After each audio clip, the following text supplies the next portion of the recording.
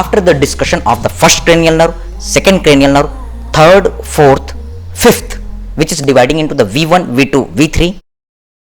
Now we are going to discuss about the sixth cranial nerve. Again, as you can see this cavernous sinus image, that abducent nerve and internal carotid artery along with the sympathetic plexus, they are the direct content of the cavernous sinus. Again, this is the AIIMS question.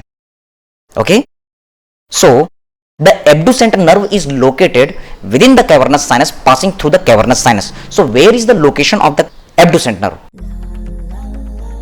When we are doing the dissection of the cavernous sinus, removing the cavernous sinus, then we can see that here is the location of sixth cranial nerve.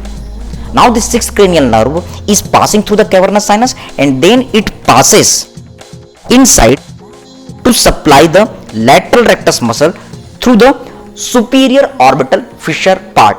The entire course we will discuss later, but now in the brief, that third, fourth and the sixth cranial nerve, yes, they are coming from the brain, then they are passing through the cavernous sinus, then they are running towards the superior orbital fissure, then they are supplying the extraocular muscle. So you can write down one short note.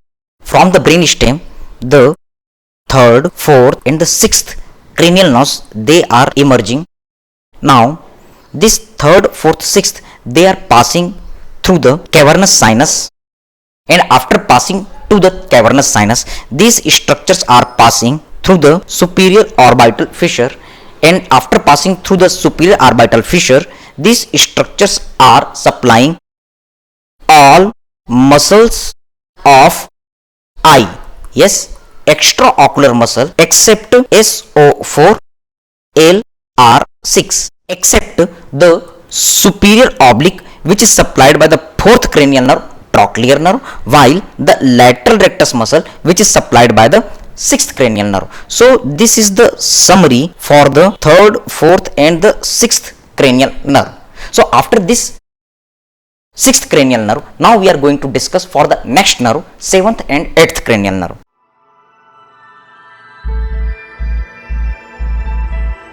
Just behind to this cavernous sinus part, in between the superior margin of the petrous part of temporal bone and inferior margin of the petrous part of temporal bone, can you see this bony margin, this bony part is indicating the petrous part of temporal bone. So here there is the one foramen.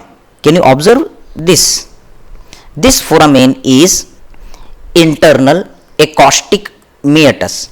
This foramen is the internal acoustic meatus, means opening of the ear inside the skull.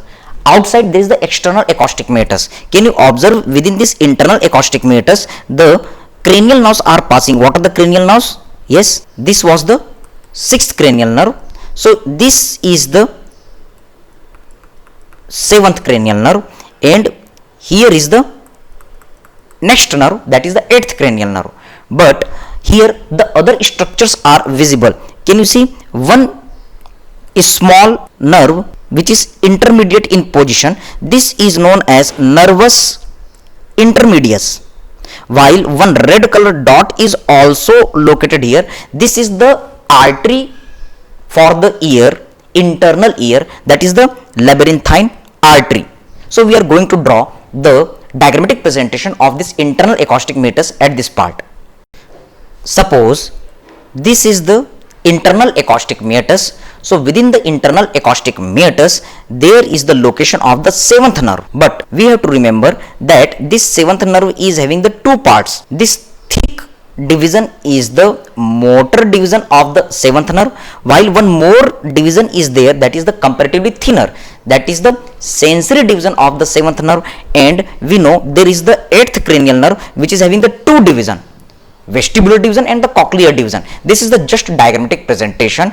We will see this internal acoustic meatus in detail in the seventh cranial nerve part, but just to remember, this is the motor division, while this structure is indicating the sensory division. Of which nerve? Your answer is facial nerve, while this structure is indicating the vestibular division and the cochlear division or we can say vestibulocochlear nerve or eighth cranial nerve. Okay, this is the diagrammatic presentation of internal acoustic meatus, or we can say the internal auditory meatus. So now see the few updates from here.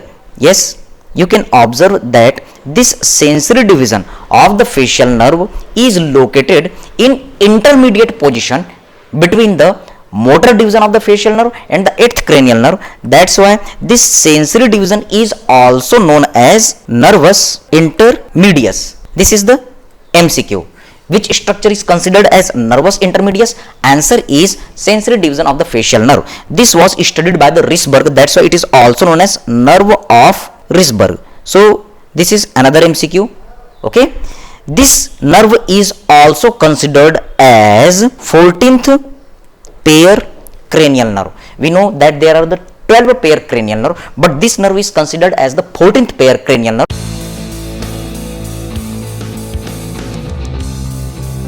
So which nerve is considered as the 13th pair cranial nerve? Okay, you can write down 13th pair cranial nerve. This is the nervi terminalis. This is the one update. Okay, so which is the 14th pair cranial nerve? Nerve of Risberg. Which is considered as the 13th pair cranial nerve? Answer is nervi terminalis. What is the nervi terminalis? Yes, it is one nerve which is located at terminal position. Terminal position means it is very close to the first cranial nerve, olfactory nerve. Actually, this nervi terminalis is rudimentary nerve or absent in human. Yes, but very well developed in cat's dog. Yes, what is the function of this nerve? Because it is very close to the olfactory nerve. Okay, so it help in the smell. It participate in the smell function, and as we know, the smell is important for the food and sex behavior. So this is the role of the nervi terminalis, which is considered as a 13th pair cranial nerve. Update for you.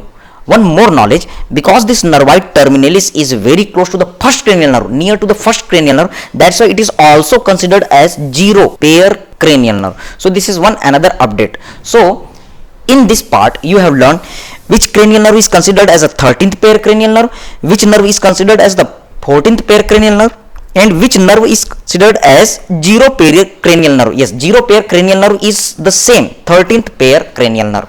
Okay, so this is the structure of the foramen internal acoustic meatus with various structure passing through it. One artery is passing through this foramen, and what is the name of this artery? This artery is the labyrinthine artery, which supplies to the internal ear. So after the discussion of this internal acoustic meatus, now we are going to talk for the next nerve. After this 7th and 8th cranial nerve, the next nerves are 9, 10, 11.